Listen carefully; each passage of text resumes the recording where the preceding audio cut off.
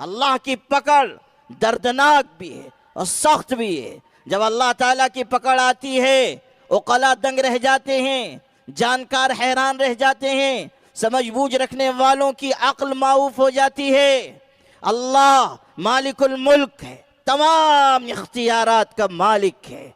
अल्लाह जब कोई फैसला करता है तो फिर उसको नाफिज करता है, और अल्लाह के और उसके फैसले के दरमियान कोई हाइल नहीं हो सकता। मेरे भाइयों, हमें हमारे जवान मर्द मुसलमान भाइयों से नसीहत हासिल करनी चाहिए कि अल्लाह ने किस तरह अज़्म अज़ीमत के नतीजे में उनको कामयाबी से माला माल फरमाया। आज उसी अज़्म अज़ीमत की हमें ज़रूरत है। अल्हम्दुलिल्लाह अल्हम्दुलिल्लाह नहमदुहु व नस्तईनुहु व नस्तगफिरुहु व नुअमिनु बिल्लाहि व नतवक्कलु अलैहि व नऊज़ु बिल्लाहि मिन शुरूरि अनफुसिना व मिन सय्यिआति अअमालिना मन यहदिहिल्लाहु फला मुज़िल्ल लहु व मन युज़लिल्हु फला हादिय लहु व नशहदु अन ला इलाहा इल्लल्लाह वहदहु ला शरीक लहु ونشهد أن سيدنا وسندنا وحبيبنا وشفيعنا ومولانا ووسيلة يومنا وغدنا محمدا عبده ورسوله صلوات الله وسلامه عليه وعلى آله الطيبين الطاهرين وعلى صحابته الغر الميامين وعلى من تبعهم واهتدى بهديهم أجمعين. أما بعد فأعوذ بالله من الشيطان الرجيم. بسم الله الرحمن الرحيم. وأنفقوا مما رزقناكم من قبل أن يأتي أحدكم الموت فيقول رب لولا أخرتني إلى أجل قريب فأصدق وأكن من الصالحين ولن يؤخر الله نفسا إذا جاء أجلها والله خبير بما تعملون. صدق الله مولانا العظيم. हज़रात उलमाए किराम, स्टेज पर रौनक अफरोज़ मुअज़्ज़ज़ शख्सियात और आप तमाम काबिल एहतराम भाइयों और बुज़ुर्गों, अंजुमन अहले सुन्नत वल जमाअत की जानिब से मुनाक़द किया जाने वाला तहफ़्फ़ुज़ सुन्नत और अज़मत सहाबा का ये इजलास लायक तहसीन इक़दाम है। इसका तसलसल, इसकी तारीख़ी रिवायत और मुनअक़द करने वालों का खुलूस और उनकी लिल्लाहियत ہر جہت سے یہ اجلاس کامیاب ہے اور مؤثر ہے، اور اس اجلاس کی نسبت بڑی بلند ہے۔ سنت کا تعلق ہمارے آقا حضرت محمد مصطفیٰ صلی اللہ علیہ وسلم کی ذات گرامی سے ہے، اور صحابہ کرام اللہ کے پاک رسول صلی اللہ علیہ وسلم کی تیار کی ہوئی جماعت کا نام ہے۔ آپ صلی اللہ علیہ وسلم نے خون جگر سے سینچ کر جس جماعت کو اللہ کے دین کی خدمت کے لیے، اللہ کے دین کی تبلیغ اور نشر و اشاعت، وہی جماعت ہے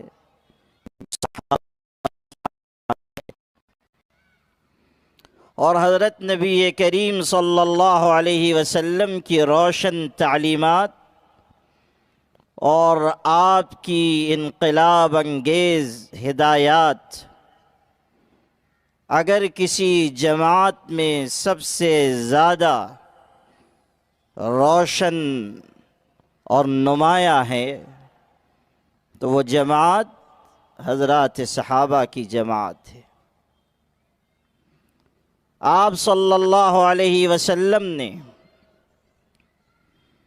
دین کے لیے قربانی دینے کا جو جذبہ پیدا کرنا چاہا، قرآن پاک کی آیتوں کے ذریعے مشکل حالات سے پنجہ آزمائی کا جو ہنر حضور نے سکھایا، آپ صلی اللہ علیہ وسلم نے صبر و استقامت کا جو درس دیا، آپ نے توکل اور اعتماد علی اللہ کی جو روایت قائم فرمائی، آپ نے جو ایمانی صفات اور مومنانہ اخلاق اپنے اسوہ حسنہ کے ذریعے اور اپنے ارشادات کے ذریعے پیش فرمائے، ان سب کا مثالی نمونہ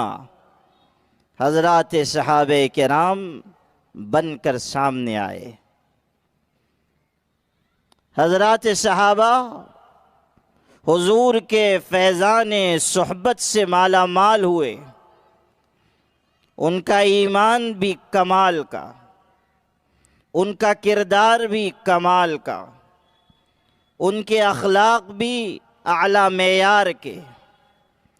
قرآن مجید نے اگر ہمارے آقا حضرت محمد صلی اللہ علیہ وسلم کے اخلاق کی تعریف کی اور قسم کھا کر یہ کہا، نون والقلم وما يسطرون ما انت بنعمت ربك بمجنون وان لك لاجرا غير ممنون وانك لعلى خلق عظيم۔ قسم کھا کر کہا گیا کہ قلم کی اور قلم سے جو کچھ لکھا جاتا ہے اس کی قسم، یعنی قلم کے ذریعے جو تاریخ دنیا میں لکھی گئی، اس پوری تاریخ کو اٹھا کر دیکھو، اس پوری تاریخ میں کوئی ایک شخص بھی ایسا نہیں ملے گا جس کے اخلاق اس پائے کے ہوں جیسے اخلاق ہمارے محبوب کے ہیں۔ حضور صلی اللہ علیہ وسلم جس خلق عظیم کے ساتھ آئے، اس کا اگر کوئی نمونہ ہے وہ حضرات صحابہ ہیں۔ حضور صلی اللہ علیہ وسلم کے اخلاق کا پرتو ان کے اندر پیدا ہوا، اور دین کے سلسلے میں جو غیرت، جو حمیت حضرت نبی کریم صلی اللہ علیہ وسلم کی ذات گرامی میں تھی، صحابہ میں منتقل ہوئی۔ آپ پڑھتے ہیں کہ ایک وقت ایسا آیا کہ آپ کی کفالت کرنے والے اور آپ کی پشت پناہی کرنے والے آپ کے چچا حضرت ابو طالب پر کہ آپ کو اپنے بھتیجے حضرت محمد صلی اللہ علیہ وسلم سے کہنا پڑا کہ بھتیجے مجھ پر بوجھ نہ ڈالو جسے میں برداشت کر سکوں. اور یہ لوگ آئے تھے اور انہوں نے کہا کہ اگر تمہارا بھتیجا سرداری چاہے ہم دینے کے لیے تیار، مال چاہے دینے کے لیے تیار، کسی عورت سے نکاح کا خواہش مند ہو ہم تیار. تم غور کرو جو انہوں نے پیشکش کی ہے. ہمارے آقا حضرت محمد صلی اللہ علیہ وسلم نے پوری بات سننے کے بعد ارشاد فرمایا، اس ذات کی قسم جس کے قبضے قدرت میں میری جان ہے، اگر یہ لوگ میرے داہنے ہاتھ میں سورج اور بائیں ہاتھ پر چاند لا کر رکھ دیں تب بھی میں اللہ کے دین کی دعوت کو نہیں چھوڑوں گا. جس کام کے لیے مجھے بھیجا گیا، جو دین دے کر بھیجا گیا، جس توحید کے پیغام کے ساتھ بھیجا گیا، میں اسی پر قائم رہوں گا. یہ ایمانی غیرت اور استقامت کی کیسی اعلیٰ ترین مثال ہے. اور حضور صلی اللہ علیہ وسلم کے فیضان صحبت سے صحابہ کرام میں یہی استقامت پیدا ہوئی. حالات آئے، مصائب آئے، مشکلات آئیں، دشواریاں کھڑی کی گئیں، رکاوٹیں ان کی راہ میں بھی لائی گئیں. کس قدر ستایا گیا، کتنی تکلیفیں پہنچائی گئیں، کتنی اذیتیں دی گئیں. سارا عرب اکٹھا ہو گیا، ساری جماعتیں متحد ہو گئیں، سارا کفر یکجٹ ہو کر آیا. یہاں تک کہ لوگوں کو کہنا پڑا کہ سب تمہارے مقابلے میں اکٹھا ہیں، اس لیے تم پیچھے ہٹ جاؤ اور طاقتوں اور قوتوں سے خوف زدہ ہو جاؤ. لیکن قرآن نقل کرتا ہے کہ مخالفت نے ان کو کمزور نہیں کیا، بلکہ ان کے اندر مزید ہمت پیدا ہوئی اور انہوں نے اللہ پر بھروسے کا اظہار کیا. ارشاد ہوا، ان الناس قد جمعوا لكم فاخشوهم فزادهم ایمانا وقالوا حسبنا الله ونعم الوکیل فانقلبوا بنعمة من الله يمسسهم رضوان الله واللہ ذو فضل عظیم. بمبئی کے مسلمانوں، پڑھو اللہ کا قرآن جو مشکل حالات میں ثابت قدمی کا درس دیتا ہے، جو بتاتا ہے کہ صحابہ کرام کی روشن مثال تمہارے سامنے ہے کہ جب لوگوں کا خوف ان کو دلایا گیا اور حالات سے ڈرایا گیا اور مشکلات سے ہراساں کرنے کی کوشش کی گئی تو ان کے اندر کم ہمتی نہیں آئی، بزدلی نہیں آئی، حالات کے آگے ہتھیار ڈال دینے کا مزاج نہیں پیدا ہوا، کوئی وہن، کوئی ضعف ان کے اندر نہیں آیا، بلکہ کیفیت یہ ہوئی فَزَادَهُمْ إِيمَانًا وَقَالُوا حَسْبُنَا اللَّهُ وَنِعْمَ الْوَكِيلُ. انہوں نے کہا کہ اللہ ہمارے لیے کافی ہے اور وہ بہترین کارساز ہے. ہمارا بھروسہ قوت بازو پر نہیں، ہمارا بھروسہ فوج اور لشکر اور سپاہ پر نہیں، تعداد پر نہیں، ہمارا بھروسہ اللہ کی ذات پر ہے جو آسمان و زمین کے خزانوں کا مالک ہے، اختیار و اقتدار رکھنے والا ہے، تمام طاقت و قوت کا سرچشمہ ہے. ہمارا اعتماد اس اللہ پر ہے جس کا فیصلہ زمینوں پر بھی نافذ ہوتا ہے اور آسمانوں پر بھی نافذ ہوتا ہے. ہمارا اعتماد اس اللہ پر ہے جو دیکھتی آنکھوں خزاں کے موسم کو تبدیل کر دیتا ہے. ہمارا بھروسہ اس اللہ پر ہے جو تمام فیصلے کرنے کا اختیار رکھنے والا ہے. حسبنا اللہ ونعم الوکیل. اللہ ہمارے لیے کافی ہے اور وہ بہترین کارساز ہے. صحابہ کرام کی یہ روشن مثال بتاتی ہے کہ جب کبھی اہل ایمان پر حالات آئیں ان کو اسی استقامت کا مظاہرہ کرنا چاہیے، اسی طرح ڈٹ جائیں، حالات کے آگے سینہ سپر ہو جائیں۔ ان اللہ یحب الذین یقاتلون فی سبیلہ صفا کأنہم بنیان مرصوص۔ قرآن پاک قصے کہانی کی کتاب نہیں ہے، یہ اساطیر الاولین نہیں ہے، یہ افسانے بیان کرنے والی کتاب نہیں ہے۔ قرآن کتاب حقائق ہے، جو 2 اور 2 4 کی طرح حقائق کا اظہار کرتا ہے، دلوں کے دروازوں پہ دستک دیتا ہے، جو ایمانی اور ایقانی تربیت کرتا ہے، انسان کو بتاتا ہے کہ مشکل حالات میں کس طرح اسے ثابت قدم رہنا ہے۔ قرآن درس دے رہا ہے، من المؤمنین رجال صدقوا ما عاهدوا اللہ علیہ فمنهم من قضى نحبه ومنهم من ينتظر وما بدلوا تبدیلا۔ صحابہ کرام ہی کا واقعہ یہاں بیان ہوا اور اس کے ذریعے سبق دیا گیا کہ جب حالات آئیں تو پستی کا شکار نہ ہو جاؤ، کم ہمتی کی راہ پر نہ جاؤ، مصلحت اور مصالحت کے نام پر بزدلی کو اختیار نہ کرو، جوان مرد انسانوں کی طرح سامنے آؤ، اللہ پر یقین رکھتے ہوئے آگے بڑھو، توکل اور اعتماد کا سرمایہ اختیار کرو۔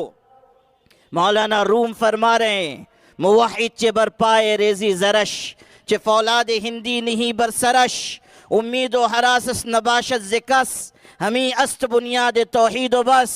کہ اگر ساری زمین کے خزانے لا کر مومن کے قدموں پر ڈال دو، یا فولاد سے بنی ہوئی تلوار اس کے گردن پر رکھ دو، یعنی خوف یا ترغیب کوئی سوار استعمال کرو، اس کی امید بھی اللہ سے ہوگی، اس کا خوف بھی اللہ سے ہوگا۔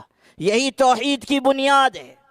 مولانا الطاف حسین حالی فرما رہے ہیں، خدا کے سوا چھوڑ دے سب سہارے، کہ ہیں عارضی اور کمزور سارے۔ ان مشکل حالات میں جبکہ ہم اس ملک میں مصائب سے دوچار ہیں، ہر دن ایک نیا فتنہ، ایک نئی الغار ہے، ہمیں صحابہ کرام کے واقعات کے ذریعے، قرآنی آیات کے ذریعے، رسول کریم صلی اللہ علیہ وسلم کے ارشادات کے ذریعے رہنمائی حاصل کرنی چاہیے اور اپنے دل کو مضبوط بنانا چاہیے، توکل اور اعتماد کی راہ پر چلنا چاہیے۔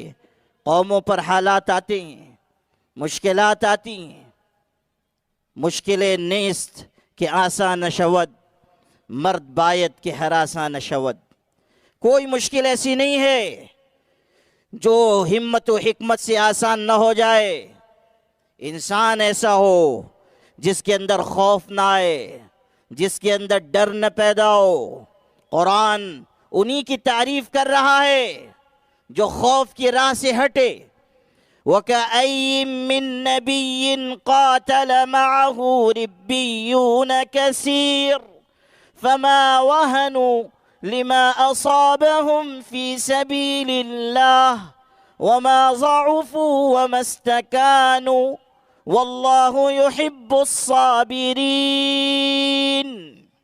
اللہ کیسے لوگوں سے محبت کرتا ہے، یہ قرآن کھول کھول کر واضح کر رہا ہے۔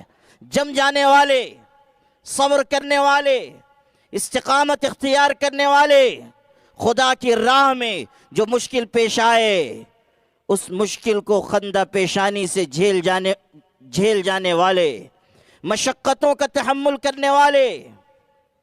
آپ اس حقیقت کو یاد رکھیے کہ جو لوگ عزم و عزیمت کی راہ پر چلیں گے ان پر حالات آئیں گے۔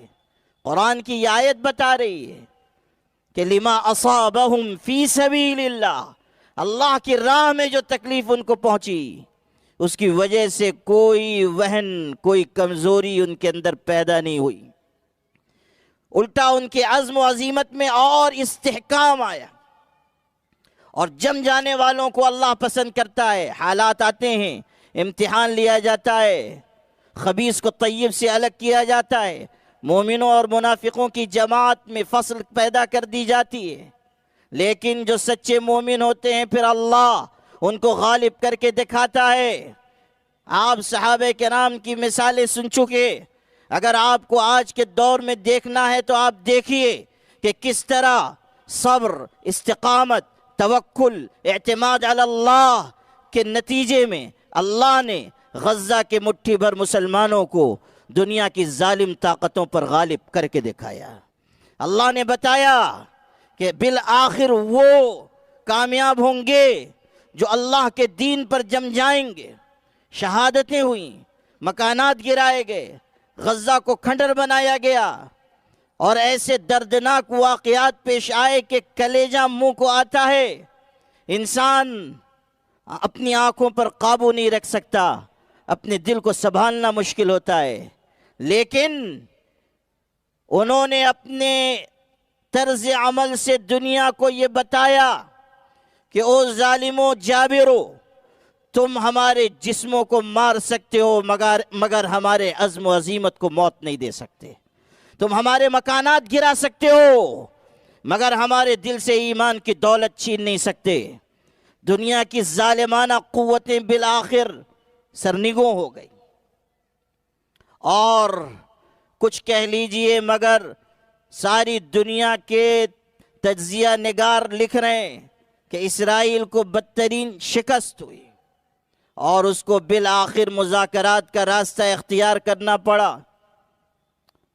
یہ اور بات ہے کہ ابھی امریکہ میں جو نئے صاحب آئے ہیں، فضیلت الشیخ، انہوں نے جیسے ہی اپنا صدارتی عہد شروع کیا ہے وہ طرح طرح کی باتیں پھر کرنے لگے۔ ویسے بھی ان کو بولنے کی اتنی عادت ہے کہ ہمارے یہاں کے فضیلت الشیخ بھی ان سے ہار جاتے ہیں۔ حالت یہ ہے کہ آپ نے اخبارات میں پڑھا ہوگا کہ اتنا بول رہا ہے یہ آدمی کہ جو وائٹ ہاؤس میں لکھنے والے لوگ ہیں وہ پریشان ہو گئے، اور نیا عملہ بھرتی کرنا پڑا۔ ویسے بھی حضرت کو اب کچھ کام ہے نہیں تو سوائے گفتگو کرنے کے اور کچھ نہیں۔ وہ کہہ رہے ہیں کہ ہم ایسا کریں گے، ہم ویسا کریں گے۔ یاد رکھیے گا کہ اگر انہوں نے بھی یہ حماقت کی تو اللہ کی ذات سے یقین رکھیے کہ وہاں کے اہل ایمان کے صبر، استقامت، توکل اور اعتماد علی اللہ کے نتیجے میں اللہ اسے بھی بری طرح شکست سے دوچار فرمائے گا۔ اللہ تعالیٰ نے ہزیمت مقدر کر دی ہے ان لوگوں کے لیے جو طاغوتی نظام اور ظالمانہ نظام کو لے کر آگے بڑھیں گے، اور اس ملک میں بسنے والے لوگوں کو بھی جو نفرت کی آبیاری کی راہ پر چلنا چاہتے ہیں نوشتہ دیوار پڑھ لینا چاہیے کہ ہمیشہ ایسے لوگوں کے لیے جو کمزوروں کو ستائیں، مجبوروں کو اور مجبور بنائیں، ان کے لیے اللہ تعالیٰ کی بے آواز لاٹھی حرکت میں آتی ہے۔ یہ اللہ کا نظام ہے جسے کوئی بدل نہیں سکتا۔ أَلَمْ تَرَ كَيْفَ فَعَلَ رَبُّكَ بِعَادٍ إِرَمَ ذَاتِ الْعِمَادِ التي لم يخلق مثلها في البلاد وثمود الذين جابوا الصخر بالواد وفرعون ذي الأوتاد الذين طغوا في البلاد فأكثروا فيها الفساد فصب عليهم ربك سوط عذاب إن ربك لبالمرصاد۔ یہ ہے اللہ کا قرآن جو بیان کرتا ہے کہ دنیا میں ایسا اقتدار پانے والے جو یہ سمجھتے تھے کہ ہم بادشاہ نہیں ہم پروردگار ہیں، ان کے اوپر بھی زوال آیا، اور اللہ تعالیٰ نے عذاب کا کوڑا برسایا اور ان کو خاک میں ملا دیا۔ فَكُلًّا أَخَذْنَا بِذَنبِهِ فَمِنْهُمْ مَنْ أَرْسَلْنَا عَلَيْهِ حَاصِبًا وَمِنْهُمْ مَنْ أَخَذَتْهُ الصَّيْحَةُ ومنهم من خسفنا به الأرض ومنهم من أغرقنا وما كان الله ليظلمهم ولكن كانوا أنفسهم يظلمون۔ ایک آیت میں تمام عذاب پانے والے اور خدا کی بنائی ہوئی سرزمین پر کبر اور غرور سے چلنے والوں کا انجام بیان ہوا کہ ان کو اللہ نے ان کے گناہ اور سرکشی کی وجہ سے پکڑ لیا۔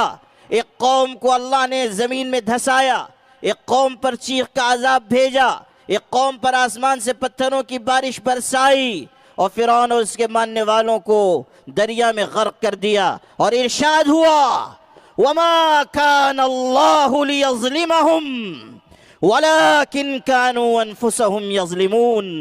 یہ نہ سمجھنا کہ ان کی ہلاکت اور بربادی العیاذ باللہ اللہ کا کوئی ظلم ہے۔ ارشاد ہوا کہ انہوں نے خود ظلم کر کے اپنے لیے تباہی کا راستہ چن لیا، انہوں نے زیادتی کر کے خود اپنے لیے ہلاکت کی راہ اختیار کر لی۔ خدا کا نظام اس کائنات میں یہی ہے کہ ظالموں کو مہلت تو دی جاتی ہے مگر پھر پکڑ ہوتی ہے، اور جب پکڑ ہوتی ہے تو وہ نہایت سخت۔ وَكَذَلِكَ أَخْذُ رَبِّكَ إِذَا أَخَذَ الْقُرَى وَهِيَ ظَالِمَةٌ إِنَّ أَخْذَهُ أَلِيمٌ شَدِيد۔ اللہ کی پکڑ دردناک بھی ہے اور سخت بھی ہے۔ جب اللہ تعالیٰ کی پکڑ آتی ہے عقلاء دنگ رہ جاتے ہیں، جانکار حیران رہ جاتے ہیں، سمجھ بوجھ رکھنے والوں کی عقل معوف ہو جاتی ہے۔ اللہ مالک الملک ہے، تمام اختیارات کا مالک ہے۔ اللہ جب کوئی فیصلہ کرتا ہے تو پھر اس کو نافذ کرتا ہے، اور اللہ کے اور اس کے فیصلے کے درمیان کوئی حائل نہیں ہو سکتا۔ میرے بھائیوں، ہمیں ہمارے جوان مرد مسلمان بھائیوں سے نصیحت حاصل کرنی چاہیے کہ اللہ نے کس طرح عزم و عزیمت کے نتیجے میں ان کو کامیابی سے مالا مال فرمایا۔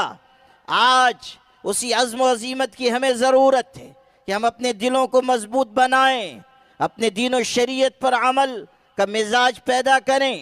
اللہ نے جو شریعت عطا کی وہ نہایت منصفانہ، شریعت کے احکامات نہایت عادلانہ، شریعت کے امور نہایت خوبصورت۔ اسی لیے ارشاد ہوا ثم جعلناك على شریعت من الامر فاتبعها ولا تتبع اهواء الذين لا يعلمون۔ اے پیغمبر، ہم نے آپ کو اس شریعت پر قائم کر دیا، اب آپ اسی شریعت کی پیروی کیجئے اور جاہلوں کی خواہشات کی پیروی نہ کیجئے۔ ان لوگوں کو جاہل کہا گیا جو احکام شریعت کے خلاف کوئی دوسرا راستہ لے کر آئیں، جو قوانین شریعت پر انگلی اٹھائیں، جو اللہ تعالیٰ کی شریعت کے امور کو غیر منصفانہ قرار دیں۔ اللہ تعالیٰ نے جو شریعت اتاری وہ بے عیب شریعت، اللہ تعالیٰ نے جو دین عطا فرمایا وہ بے عیب دین، کامل و مکمل دین۔ دنیا کی کوئی قوم ہماری طرح خوش قسمت نہیں۔ مسلمانوں، اس آسمان کے نیچے اور اس زمین کے اوپر اپنی زندگی کے تمام معاملات کے سلسلے میں خود کفیل امت اگر کوئی ہے تو ہم ہیں۔ ہمیں کسی کے دروازے پر جانے کی، کاسے گدائی لے کر پھرنے کی کوئی ضرورت نہیں۔ اللہ تعالیٰ نے وہ دین دیا جو ہر شعبے کے لیے کافی، وہ شریعت عطا کی جو رہنمائی کے لیے نہایت وافی اور شافی۔ اللہ نے وہ پیغمبر دیا جو ماں کی ممتا سے زیادہ محبت رکھنے والا اور باپ کی شفقت سے زیادہ شفقت رکھنے والا ہے۔ وہ پیغمبر جو ہمیں انگلی پکڑ کر چلاتا ہے۔ اللہ نے وہ پاک کتاب ہمیں عطا فرمائی کہ جس میں زندگی گزارنے کا وہ نظام اتارا گیا کہ پاک پروردگار کی قسم ایسا خوبصورت نظام دنیا میں کسی اور کے پاس ہو ہی نہیں سکتا۔ قرآن کے ذریعے وہ نظام ہمیں دیا گیا، اعلان کر دیا گیا اليوم اکملت لکم دینکم واتممت علیکم نعمتی ورضیت لکم الاسلام دینا۔ کامل مکمل جامع رہنمائی، دین شریعت اور اللہ تعالیٰ کے پیغمبر کے ذریعے ہم تک پہنچا دی گئی۔ اب اسی نظام کے مطابق جینا ہے، قوانین شریعت پر عمل کرنا ہے۔ وَمَن لَّمْ يَحْكُم بِمَا أَنزَلَ اللَّهُ فَأُولَٰئِكَ هُمُ الْكَافِرُونَ۔ جو اللہ کے اتارے ہوئے قانون کے خلاف جائے گا، کسی اور نظام کی طرف بڑھے گا، ایسا شخص انکار کرنے والا ہے، ایسا شخص ظالم ہے، ایسا شخص فاسق و فاجر ہے۔ ہمارے لیے اللہ تعالیٰ کا دین نہایت کافی۔ اللہ نے ہمیں وہ دین دیا ہے جو ہر شعبے میں رہنمائی کرتا ہے، ہر چیز چھوٹی سے چھوٹی ہو اس میں ہمارے لیے اللہ تعالیٰ کی طرف سے رہبری موجود۔ آپ پڑھیے کہ ایک انگریز شخص، اس نے ہمارے فقہ حنفی کے تیسرے امام محمد ابن حسن شیبانی کی کتاب سیر کبیر پڑھی۔ اس میں اسلامی نظام بیان ہوا ہے، اور اسلامی نظام کی خوبصورتی پر تفصیل سے امام محمد ابن حسن شیبانی نے روشنی ڈالی ہے۔ جب اس شخص نے اس کتاب کو پڑھا، اسلام کی حسن اور خوبصورتی کو جانا، شریعت کی جزیات کو اس نے سمجھا، صلح اور جنگ کے اصول جانے، نظام سلطنت کے اصول جانے، خاندانی اور اجتماعی زندگی اور انفرادی زندگی کے ضابطے اس نے جانے، تو اتنا متاثر ہوا کہ اس نے اسلام قبول کر لیا۔ امام محمد ابن حسن شیبانی کی کتاب پڑھ کر مسلمان ہو گیا۔ جب اس نے اسلام قبول کیا تو کسی نے اس سے کہا کہ صرف ایک کتاب پڑھ کر تم مسلمان ہو گئے، یہ کیا بات ہے؟ تو اس نے کیسا خوبصورت جواب دیا، کہنے لگا کہ جب میں نے یہ کتاب پڑھی اور اسلام کا جامع نظام میں نے جانا اور اس شخص کے علم کی وسعت کو میں نے دیکھا، تو میرے دل سے بے اختیار بے ساختہ یہ آواز آئی کہ جب چھوٹے محمد کے علم کا یہ عالم ہے تو بڑے محمد کے علم کا کیا عالم ہوگا۔ واہ واہ ماشاءاللہ۔ جب چھوٹے محمد کے علم کا یہ حال ہے تو بڑے محمد کے علم کا کیا عالم ہوگا۔ اندازہ کیجئے کہ اللہ نے کیسا نظام ہمیں عطا کیا ہے۔ لوگ یہ چاہتے ہیں کہ اس نظام سے ہمیں محروم کر دیں، لوگ یہ چاہتے ہیں کہ مسلم پرسن اللہ کا خاتمہ کر دیا جائے، لوگ یہ چاہتے ہیں کہ اس ملک میں بسنے والی تمام قوموں کے لیے یونیفارم سول کوڈ لے آیا جائے۔ اتراکھنڈ میں اعلان کر دیا گیا اور ہماری اس ریاست میں بھی اس پر مشورے شروع ہو گئے، گجرات میں کمیٹی بنا دی گئی۔ ہمارا ملک الگ الگ تہذیبوں کا ملک ہے، الگ الگ مذاہب کے ماننے والوں کا ملک ہے، الگ الگ ریت رواج رکھنے والوں کا ملک ہے۔ یہاں کثرت میں وحدت اور وحدت میں کثرت ہے، تنوع ہے، اختلاف ذوق ہے، اور یہی اس چمن کی زینت ہے۔ لیکن افسوسناک صورتحال ہے کہ بجائے ملک کی تعمیر و ترقی کے، بجائے ملک کے اصل معاملات کو سلجھانے کے، ایسے ایشوز اٹھائے جا رہے ہیں، ایسے معاملات اٹھائے جا رہے ہیں جس کا ملک کی تعمیر و ترقی سے کوئی تعلق نہیں، بلکہ اس سے اور انتشار پیدا ہوگا، اضطراب پیدا ہوگا، بے چینی پیدا ہوگی۔ لیکن بار بار یونیفارم سول کوڈ کا نعرہ لگایا جا رہا ہے، شوشہ چھوڑا جا رہا ہے۔ سکھ الگ پریشان ہیں، دلت قبائل الگ پریشان ہیں، او بی سی کے لوگ الگ پریشان ہیں، عیسائی اپنے مذہبی تشخص کے حفاظت کے لیے الگ مضطرب ہیں، مسلمان بھی محسوس کر رہے ہیں کہ ان کے دین اور شریعت کو نشانہ بنایا جا رہا ہے۔ اور اب یہ بات مخفی نہیں رہ گئی کہ یونیفارم سول کوڈ میں اصل نشانہ کن لوگوں کو بنایا جائے گا، اس لیے کہ اتراکھنڈ میں جو مسودہ پیش کیا گیا اس میں جو شقیں ہیں اس سے بہت واضح طریقے سے پتہ چل رہا ہے کہ کن احکامات شریعت کو نشانہ بنایا جا رہا ہے۔ 3 طلاق کے سلسلے میں، 1 سے زائد نکاح کے سلسلے میں، عدت کے سلسلے میں، یہ سارے وہ امور ہیں جو ہماری شریعت سے تعلق رکھنے والے ہیں، ان کے بارے میں لکھا جا رہا ہے۔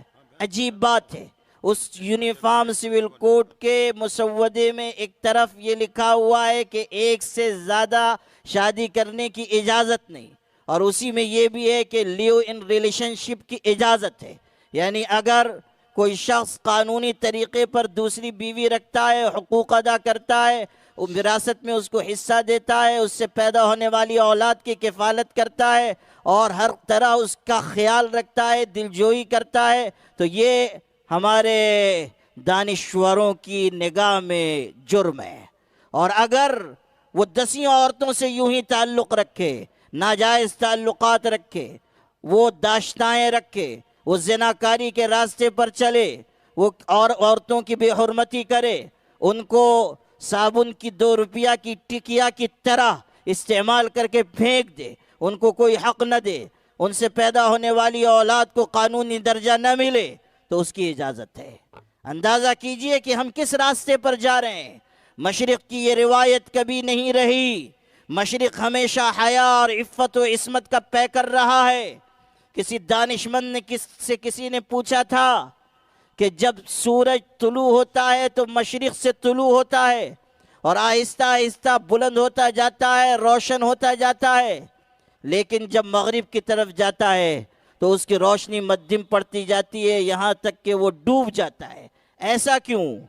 تو اس نے بڑا حکمت بھرا جواب دیا، کہنے لگا کہ جب سورج طلوع ہوتا ہے اور مشرق کی طرف سے نکلتا ہے اور یہاں کی اقدار کو، اخلاق کو، یہاں کی پاکیزگی کو، یہاں کی حیا کو، یہاں کی ملنساری کو، یہاں کی محبت کو، یہاں کے آپس کے تعلق کو دیکھتا ہے تو خوش ہوتا جاتا ہے، یہاں تک کہ اس کی کرنیں اور زیادہ روشن ہوتی چلی جاتی ہیں۔ لیکن جب وہ مغرب کی طرف جاتا ہے اور وہاں کی بے حیائی دیکھتا ہے، وہاں کی غلاظت دیکھتا ہے، وہاں کی نجاست دیکھتا ہے، وہاں کے ننگے پن کی تہذیب کو دیکھتا ہے، وہاں کی متعفن اور بدبودار ثقافت کو دیکھتا ہے تو اتنا شرماتا ہے کہ بالآخر اپنا منہ چھپا لیتا ہے۔ یہ ہے کہ مغرب کی جو اقدار تھیں، جو نہایت غلیظ اور بدبودار، ان کو آج ہمارے اس مشرقی ملک میں اختیار کیا جا رہا ہے۔ ہم جنس پرستی کو قانونی درجہ دے دیا گیا، مرد سے مرد کی شادی کی وکالت کی جا رہی ہے، عورت سے عورت کی شادی کی وکالت کی جا رہی ہے۔ کس راستے پر آپ اس ملک کو لے کر جانا چاہتے ہیں؟ آپ اس ملک میں اگر اقتدار کی کرسی پر ہیں تو انصاف کے لیے، آپ سب کے لیے انصاف اور عدل اور امن و امان فراہم کریں۔ یونیفارم سول کوڈ کا شوشہ ملک کے حق میں نہیں ہے، اور یاد رکھیے یہ صرف مسلمانوں کے خلاف نہیں، یہ اس ملک کے اکثر و بیشتر طبقات کے خلاف ہے۔ خود ہمارے ہندو بھائیوں میں الگ الگ ریت ہیں، رواج ہیں، تہذیب ان کی الگ، ثقافت ان کی الگ، ایک علاقے کے رہنے والوں کی تہذیب الگ، دوسرے علاقوں کے رہنے والوں کی تہذیب الگ۔ آپ کس قانون کو سب کے اوپر لاگو کریں گے؟ آپ یونیفارم سول کوڈ کے نام پر کیا صرف احکام شریعت کو نشانہ بنانا چاہتے ہیں؟ آل انڈیا مسلم پرسنل لا بورڈ نے صاف اعلان کیا ہے کہ اس ملک میں جو مذہبی آزادی دی گئی ہے اسے ہر قیمت پر برقرار رہنا چاہیے، ورنہ یہ ملک کے حق میں نہیں ہوگا۔ اضطراب اور بے چینی کے نتیجے میں مشکلات پیدا ہوں گی۔ اسی طرح یہ جو وقف کے نام پر ایک تماشا کیا جا رہا ہے، یہ بھی ایسا ایک کھیل ہے جس کے ذریعے اہل ایمان کو، مدارس کو، مساجد کو ہراساں کیا جا رہا ہے۔ اوقاف خالص شرعی چیز ہے۔ میں نے قرآن کی آیت پڑھی تھی جس میں اللہ نے مال خرچ کرنے کی ترغیب دی، کہا گیا کہ اللہ کے راستے میں مال خرچ کرو، اور قرآن کی کتنی آیتیں ہیں جو اس کی ترغیب لے کر آئیں۔ کہیں ارشاد ہوا لن تنالوا البر حتى تنفقوا مما تحبون، تم نیکی کے کمال کو اس وقت تک نہیں پا سکتے جب تک کہ اللہ کی بارگاہ میں، اللہ تعالیٰ کے راستے میں اپنی پسندیدہ چیز خرچ نہ کرو۔ اللہ کے پاک رسول صلی اللہ علیہ وسلم کی درجنوں روایتیں ہیں جس میں حضور خرچ کی ترغیب دے رہے ہیں۔ آپ بتا رہے ہیں کہ اللہ کی راہ میں اگر دو گے تو اللہ تم کو دے گا۔ بخاری کی روایت ہے، حدیث قدسی ہے، حضور فرما رہے ہیں، اللہ کہتا ہے یا ابن آدم انفق انفق علیک، اے آدم کے بیٹے تو میری راہ میں خرچ کر، میں تجھ پر خرچ کروں گا۔ خرچ کرنے والے کے لیے انعامات کے وعدے ہیں۔ کہیں ارشاد فرمایا آخرت میں 700 گنا یا اس سے بھی زیادہ اجر ملے گا، اور اسی کے ساتھ یہ ہے کہ دنیا میں اللہ خرچ کرنے کا بدل عطا فرمائے گا۔ وَمَا أَنفَقْتُم مِّن شَيْءٍ فَهُوَ يُخْلِفُ، جو تم خرچ کرو گے اللہ اس کا بدل دے گا۔ اوقاف اسی جذبہ انفاق کا اظہار ہے۔ اوقاف چاہے مسجد کی شکل میں، چاہے مدرسے کی شکل میں، چاہے یتیم خانے کی شکل میں، اسی جذبہ انفاق کی علامتیں۔ ہمارے باپ دادا نے حق حلال کی کمائی اللہ کی راہ میں خرچ کی، زمینیں دیں، جائیدادیں دیں، لاکھوں ایکڑ زمینیں آج اس ملک میں وقف جائیداد کی شکل میں موجود ہیں، اور اسی پر لوگوں کی رال ٹپک رہی ہے۔ اور چونکہ وقف جائیدادوں ہی پر مسجدیں قائم ہیں، مدارس قائم ہیں، اس لیے وقف ایکٹ کے نام پر یا وقف ترمیمی بل کے نام پر ایک عجیب تماشا کھڑا کر دیا گیا۔ وقت نہیں ہے کہ میں اس کی تفصیلات بیان کروں کہ وقف ترمیمی بل میں کیا کیا چیزیں ہیں، اور اس سے پہلے کئی مجلسوں میں، جلسوں میں، اور اسی آپ کے بمبئی میں ایک عظیم الشان تحفظ اوقاف کانفرنس کی شکل میں اس کی رہنمائی آپ تک پہنچائی جا چکی ہے۔ لیکن اس وقت جو بات کہنی ہے وہ یہ کہ مسلمانوں کی طرف سے سخت احتجاج کے باوجود گورنمنٹ یہ کر رہی ہے کہ اسے پارلیمنٹ میں پیش کیا جائے، اس کو منظور کیا جائے، اور افسوس کی بات یہ ہے کہ حلیف پارٹیاں بھی صرف جزوی ترمیم کی بات کر رہی ہیں اور مسلمانوں کے مطالبات پر کان دھرنے کے لیے تیار نہیں۔ آپ اندازہ کیجئے کہ جو لوگ اقتدار کی کرسیوں تک پہنچتے ہیں مسلمانوں کے ووٹ حاصل کر کے، وہ بھی مسلمانوں کے جائز مطالبات کے سلسلے میں فکر مند نہیں ہیں، اور ان کے جائز مطالبے کو پوری طرح منوانے کے لیے آگے نہیں بڑھ رہے ہیں۔ اپنے مفادات کے لیے، اپنے مال کی ہوس کی وجہ سے وہ ساتھ دے رہے ہیں اس چیز کا جو اس ملک کے حق میں نہیں ہے، اور ایک خالص شرعی مسئلے کے ختم کرنے کے مترادف ہے۔ آپ اندازہ کیجئے کہ پرانی وقف جائیدادیں تو خطرے میں آئیں گی ہی، نئے اوقاف بھی قائم کرنا نہایت مشکل ہو جائے گا، اور اس میں غالباً اسی چیز کو پیش نظر رکھا گیا ہے کہ کسی طرح گھیرا تنگ کیا جائے۔ آپ جانیں یا نہ جانیں، آپ سمجھیں یا نہ سمجھیں، لیکن جو آپ کے حریف ہیں وہ اچھی طرح سمجھتے ہیں کہ مدرسوں کی طاقت کیا ہے، مدرسوں کی عظمت، ان کی اہمیت، ان کی افادیت کیا ہے۔ اسی لیے وقتاً فوقتاً مختلف بہانوں سے، حیلوں سے مدارس کو نشانہ بنایا جاتا ہے۔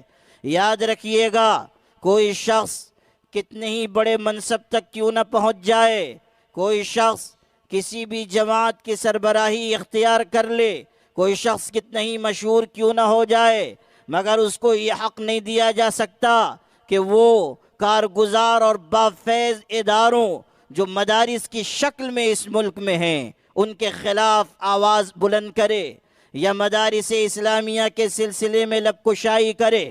اور صاف سن لیجئے کہ جو مدارس کے خلاف بات کرتا ہے، چاہے اس کی نیت کوئی بھی ہو، وہ دشمنان دین کے ایجنڈے کو پورا کرتا ہے۔ بہت خوب، جزاک اللہ۔ علماء کرام کے خلاف جو آواز بلند کرتا ہے، یا مدارس اسلامیہ کے کردار کے سلسلے میں جو بات کرتا ہے، وہ اسی ایجنڈے پر چل رہا ہے جو دشمنان دین کا ہے، کہ عوام کو علماء سے کاٹا جائے، مدارس کی قوت کو کمزور کیا جائے۔ دنیا اچھی طرح جان چکی ہے کہ اگر ملت اسلامیہ کو حوصلہ ملتا ہے، جذبہ ملتا ہے، جرأت و ہمت ملتی ہے، دین کی صحیح رہنمائی ملتی ہے، دین کی اشاعت کا جذبہ عطا ہوتا ہے، اگر ان کے اندر حالات سے نمٹنے کا حوصلہ پیدا ہوتا ہے، وہ مدارس اسلامیہ کے ذریعے ہوتا ہے۔ مدارس اسلامیہ کی خدمت تمام جماعتوں سے اور تمام اداروں سے اور تمام جمعیتوں سے اور تمام تنظیموں سے بڑھ کر ہے۔ اگر کوئی اس روشن کردار کی نفی کرتا ہے تو در حقیقت وہ اپنے اسلاف کی خدمات پر سوالیہ نشان قائم کرتا ہے۔ اور آج جو لوگ کچھ کہہ رہے ہیں انہیں یہ بات اچھی طرح سمجھ لینی چاہیے کہ اگر آج انہیں اس ملک میں دین کا کام کرنے کا موقع فراہم ہے، اگر کچھ بولنے کا جذبہ، حوصلہ ملا ہوا ہے، تو یہ بھی مدارس اسلامیہ ہی کی دین ہے۔ اگر مدارس نہ ہوتے تو آپ کام نہیں کر سکتے تھے۔ مدارس کے علماء نے اپنے قلم کے ذریعے، اپنی زبان کے ذریعے دفاع کیا ہے، ہر محاذ پر کھڑے رہیں۔ مدارس اسلامیہ کی روشن زرین تاریخ ہے، علماء کرام کی روشن اور زرین تاریخ ہے۔ آپ پڑھیے کہ یہ مدارس کیسی قسم پرسی میں قائم ہوئے۔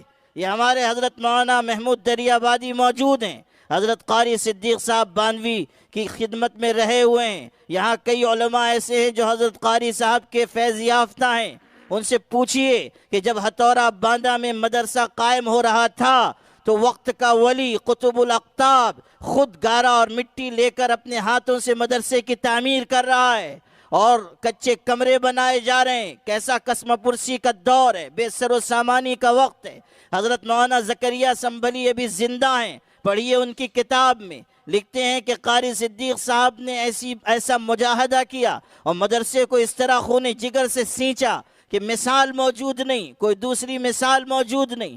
کہتے ہیں کہ اس زمانے میں وہ مدرس تھے، وہاں اگر مدرسے میں کوئی مہمان آ جاتا تھا، کھلانے کے لیے کچھ نہیں ہوتا تھا، حضرت نے ایک برتن رکھ رکھا تھا، وہ برتن لے کر محلے میں چلے جاتے، دروازے پہ آواز لگاتے تھے، کوئی روٹی دیتا، کوئی دال دیتا، کوئی سالن ڈال دیتا، وہ لے کر آتے تھے اور مہمان کو کھلاتے تھے۔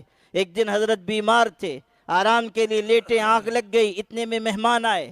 یہ نوجوان تھے مولانا زکریا صاحب، انہوں نے سوچا کہ حضرت آرام کر رہے ہیں، میں ہی چلا جاتا ہوں، برتن لے کر گئے۔ ابھی ایک دو گھر پر پہنچے تھے کہ اتنے میں حضرت پیچھے سے آئے اور چہرے پر ناگواری کے اثرات تھے۔ کہتے ہیں کہ مجھ سے برتن ناراضگی سے واپس لیا اور ایک جملہ کہا جو دل پر نقش کیے جانے کے لائق ہے۔ آپ اندازہ کیجئے کہ کیسا بڑا عالم اور ولی یہ وقت ہے۔ حضرت قاری صدیق صاحب نے کہا کہ مولانا آپ عالم ہیں، آپ مفتی ہیں، آپ دین کے خادم ہیں، یہ کام آپ کے لیے مناسب نہیں ہے۔ یہ بھیک مانگنے کا کام صدیق احمد ہی کو زیب دیتا ہے، یہ بھیک مانگنے کا کام صدیق احمد ہی کو زیب دیتا ہے۔ ہمارے بزرگوں نے مدارس اسلامیہ کو اپنے خون جگر سے سینچا ہے۔ ہمارے بزرگوں نے مدارس اسلامیہ کی ایک ایک اینٹ جس جذبے کے ساتھ، جس خلوص کے ساتھ، جس محبت کے ساتھ رکھی ہے، دنیا اس کی کوئی نظیر نہیں لا سکتی۔ آج مدارس اسلامیہ کے گرد گھیرا تنگ کرنے کی جو کوششیں ہو رہی ہیں، افسوس کہ ہمارے بعض اپنے بھی اس میں شامل ہو رہے ہیں، آواز لگا رہے ہیں، علماء کے خلاف بات کی جا رہی ہے۔ یاد رکھنا، جس طرح وبا کے زمانے میں ڈاکٹروں سے دوری میں جان کا خطرہ ہے، اسی طرح فتنوں کے دور میں اہل حق علماء سے دوری میں ایمان کا خطرہ ہے۔ آپ کا ایمان محفوظ نہیں رہے گا اگر آپ علماء سے کٹ جائیں گے۔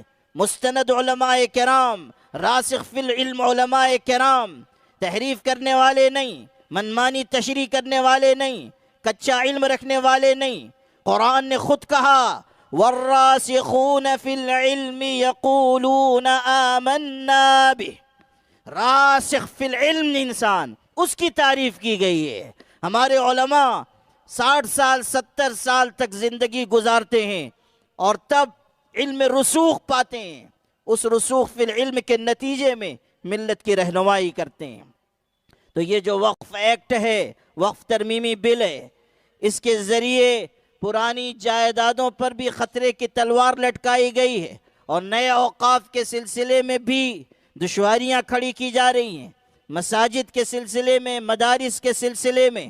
اس لیے ہمیں بیک زبان کہنا چاہیے کہ ہم وقف ترمیمی بل کو منظور نہیں کریں گے اور ہم یونیفارم سول کوڈ کے خلاف ہیں۔ آپ ہاتھ اٹھا کر کہیے کہ ہم اس کو مسترد کرتے ہیں، ہم مسترد کرتے ہیں۔ اور یاد رکھیے کہ اگر ہمیں اس سرزمین پر عزت و عافیت کے ساتھ سر اٹھا کر جینا ہے تو ہمیں اپنے حقوق کے لیے آواز بلند کرنی ہوگی۔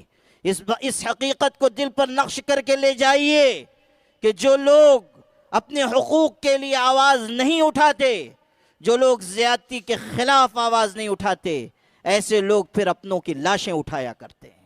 آپ شدید ترین مرحلوں سے گزارے جائیں گے اگر آج آپ نے اپنی قیادت کی آواز پر لبیک نہ کہا۔ اور میں یہاں صراحت سے کہنا چاہتا ہوں اور بے لاک کہنا چاہتا ہوں کہ ہماری قیادت کو بھی اس مرحلے میں کچھ بنیادی فیصلے کرنے ہوں گے۔ میں صاف کہنا چاہتا ہوں کہ مصلحت اور مصالحت سے اوپر اٹھ کر ہمیں کوئی فیصلہ کرنا ہوگا۔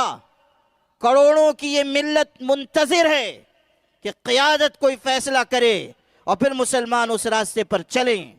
ہماری قیادت کو بھی ہمت و حکمت کے ساتھ کوئی ایک راہ دکھانی ہوگی، ایک راہ عمل طے کرنا ہوگا، ایک گائیڈ لائن دینی ہوگی، اور پھر اس کے مطابق مسلمانان ہند اسی کے پیچھے پیچھے چلیں گے۔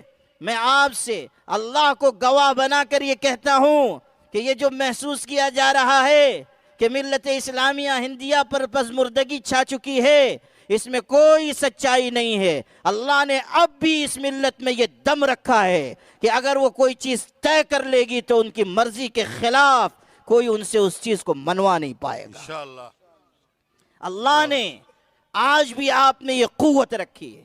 ہم ملک کے ساتھ کھڑے رہیں، ہم نے ہمیشہ محبت کا پیغام عام کیا ہے، ہم نے کبھی نفرت کی بات نہیں کی ہے، ہم نے کبھی ملک کو توڑنے کی بات نہیں کی ہے، ہم نے کبھی لاقانونیت کی بات نہیں کی ہے، ہم نے امن کو نقصان پہنچانے والی حرکتوں کی کبھی تائید نہیں کی ہے۔ ہم ہمیشہ یہ کہتے رہے ہیں کہ محبت اس ملک کے خمیر میں شامل ہے، محبت کے ذریعے ہی یہ ملک آگے بڑھے گا۔ یہاں رہنے والے ہندو بھائیوں کو، مسلمانوں کو، سکھوں کو، عیسائیوں کو، سب کو مل جل کر رہنا ہوگا۔ دلت طبقات، پسماندہ طبقات کا سہارا بننا ہوگا، ظلم اور ناانصافی کو مٹانا ہوگا۔ بحیثیت ملت اسلامیہ کے، ملت مسلمہ کے، ہماری ذمہ داری ہے کہ ہم غمخوار انسانیت بنیں، ہم سب کا ساتھ دینے والے بنیں۔ اور میں آج سے پیغام کے طور پر کہنا چاہتا ہوں، او بمبئی کے سخی مسلمانوں، او مدارس اور مساجد کو اپنے خون جگر کی کمائی سے سینچنے والوں، تمہارے جذبہ سخاوت کو سلام ہو۔ لیکن اس وقت اس ملک میں جو نفرت کی آبیاری کی جا رہی ہے، جو نفرت کا زہر پھیلایا جا رہا ہے، اس کے خاتمے کے لیے ہمیں کوئی اجتماعی نظم خدمت قائم کرنا چاہیے، اور بلا تفریق مذہب اس کو پورے ملک میں عام کرنا چاہیے۔ میڈیا کی طاقت کے ذریعے جن نفرت کی دیواروں کو کھڑا کیا گیا ہے، برسوں کی محنت میں اربوں روپے لگا کر جو نفرت کی دیواریں قائم کی گئی ہیں، آپ سے کہتا ہوں اگر آپ اسلام کے دیے ہوئے نظم خدمت کو اپنائیں گے تو آپ سالوں میں نہیں، چند مہینوں میں نفرت کی ان دیواروں کو خدمت کے ذریعے گرا دیں گے۔ آپ نفرت کی دیواروں کو زمین بوس کر دیں گے۔ خدمت کے نظام کو لے کر آگے بڑھیے۔ وہ ادائے دل بری ہو کہ نوائے عاشقانہ، جو دلوں کو فتح کر لے وہی فاتح زمانہ۔ دلوں کو فتح کرنے کے لیے آگے آئیے، دلوں کو جیتنے کے لیے آگے آئیے، غریبوں مسکینوں کی خدمت کے لیے آگے آئیے، بیواؤں کے بجھے چولہے جلانے کے لیے آگے آئیے، یتیموں کی کفالت کے لیے آگے آئیے۔ مت دیکھیے کہ کون ہندو ہے، کون مسلمان، کون سکھ ہے اور کون عیسائی، کون SC ST OBC کا ہے۔ ہمیں ہر انسان کی خدمت کرنی ہے، ہر شخص کا دل جیتنا ہے۔ متعصب لوگ کہتے ہیں کہ اسلام تلوار کی زور سے پھیلا ہے۔ میں کہتا ہوں تمہاری بات سچ ہے۔ آج علی رؤوس الاشہاد میں اس بات کا اعتراف کرتا ہوں کہ آؤ، میں کہتا ہوں کہ اسلام تلوار کی زور سے ہی پھیلا ہے، مگر سنو، وہ تلوار لوہے یا فولاد کی تلوار نہیں تھی، وہ اخلاق اور کردار کی تلوار تھی۔ اگر اسلام پھیلا ہے تو اخلاق کی تلوار سے پھیلا ہے، کردار کی تلوار سے پھیلا ہے۔ آج اسی کردار کو اپنانے کی ضرورت ہے۔ ملک کو اگر ہم متحد رکھنا چاہتے ہیں تو ہمیں بھی اپنا کردار نبھانا ہوگا، ہمیں بھی آگے آنا ہوگا، ہمیں بھی خدمت کے ضابطوں کو اختیار کرنا ہوگا، ہمیں بھی لوگوں کو بتانا ہوگا کہ ہم اس روئے زمین پر نفع بخش ہیں، اور ہم اس اسلام کے ماننے والے ہیں جو ہر انسان کی خدمت سکھاتا ہے۔ قرآن نے کہا فَلَاقْتَحَمَ الْعَقَبَةَ وَمَا أَدْرَاكَ مَا الْعَقَبَةُ فَكُّ رَقَبَةٍ أَوْ إِطْعَامٌ فِي يَوْمٍ ذِي مَسْغَبَةٍ يَتِيمًا ذَا مَقْرَبَةٍ أَوْ مِسْكِينًا ذَا مَتْرَبَةٍ۔ پڑھیے اللہ کا قرآن، بتایا گیا کہ اسلام کیا ہے۔ آؤ اسلام ہم سے سمجھو۔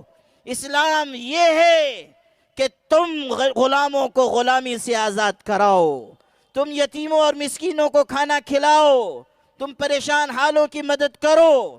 کرونا کے زمانے میں مسلمانوں نے راہ چلنے والے ہزاروں لاکھوں غیر مسلم بھائیوں کے ساتھ جو محبت کا سلوک کیا تھا، وہ محبت کا سلوک پھر دہرانے کی ضرورت ہے۔ ہمیں بتانا ہوگا کہ ہم نفع بخش ملت ہیں، ہم نفع بخش امت ہیں۔ میرے بھائیوں، ہم نے اس ملک میں ہمیشہ محبت کے پیغام کو تو عام کیا ہے اور آئندہ بھی کریں گے، مگر ہم سے یہ توقع نہ رکھی جائے کہ ہم اللہ کے دین اور شریعت کے سلسلے میں کوئی مصالحت کر لیں گے، ہم اللہ کی شریعت کے احکامات کو اٹھا کر بالائے طاق رکھ دیں گے۔ ہمارا جینا مرنا اللہ کے دین پر ہے، ہمارا جینا مرنا اللہ کے دین پر ہے۔ اور سن لیجئے، ہمیں یکجٹ ہو کر تمام مسالک مکاتب فکر کے مسلمانوں کو یکجٹ ہو کر یہ کہنا ہوگا کہ ہمارا جینا توحید پر، ہمارا مرنا توحید پر، یہاں تک کہ اگر ہم پر ظلم ہوگا اور ہمارے سینے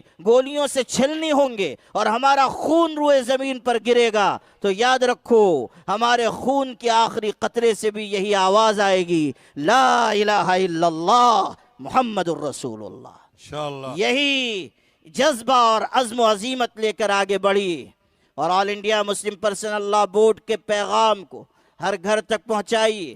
حکومت ہند سے ہمارا یہ مطالبہ ہے کہ آپ یونیفارم سول کوڈ کے بارے میں، وقف ترمیمی بل کے بارے میں وہ راستہ اختیار کیجئے جو راستہ ملک کے لیے مفید ہو، جو راستہ ہمارے پوری ملت کے لیے مفید ہو۔ آپ اقتدار میں ہیں، شوق سے رہیے، لیکن خدا را ایسا راستہ نہ چنیے کہ جس کی وجہ سے ملک میں اضطراب پیدا ہو۔ ہم گزارش کر رہے ہیں، بار بار اپیل کر رہے ہیں، بار بار مطالبہ کر رہے ہیں، بار بار اپنی بات پہنچا رہے ہیں۔ آل انڈیا مسلم پرسنل لا بورڈ کی آواز پر کروڑوں ای میل کیے گئے ہیں، آپ تک پوری بات پہنچا دی گئی ہے۔ اب اس کی روشنی میں آپ صحیح اور درست فیصلہ کیجئے تاکہ یہ ملک گنگا جمنی تہذیب کا ملک اپنی تمام صفات اور صلاحیتوں کے ساتھ آگے بڑھتا رہے۔ صحابہ کرام کے اسوہ حسنہ سے ہمیں یہی سبق ملتا ہے کہ ہم ہر حالت میں اللہ کے دین پر، ایمان پر قائم رہیں اور مشکلات سے پنجہ آزمائی کریں۔ کسی بھی مرحلے میں خوف کا شکار ہو کر سینہ سپر ہونے کے بجائے سپر انداز ہونے کا راستہ نہ اپنائیں، بلکہ قرآن کی اس آیت پر عمل کریں۔ یا ایھا الذین آمنوا اتقوا اللہ حق تقاتہ ولا تموتن الا وانتم مسلمون۔ اے ایمان والو، اللہ سے ڈرو جیسا کہ ڈرنے کا حق ہے، اس لیے کہ تمہاری نصرت اسی وقت ہوگی جب تمہارے اندر تقوی اور خشیت ہو۔ اور دوسرے ٹکڑے میں ارشاد ہے وَلَا تَمُوتُنَّ إِلَّا وَأَنْتُمْ مُسْلِمُونَ، اور تمہیں موت نہ آئے مگر اس حالت میں کہ تم مسلمان ہو۔ اللہ تعالیٰ کے دین کے ساتھ زندہ رہنا اور اللہ کے دین پر مرنا، یہی ہمارے لیے کامیابی کی بنیاد ہے۔ اللہ تعالیٰ ہم سب کو ایمان پر زندگی اور ایمان پر خاتمہ عطا فرمائے۔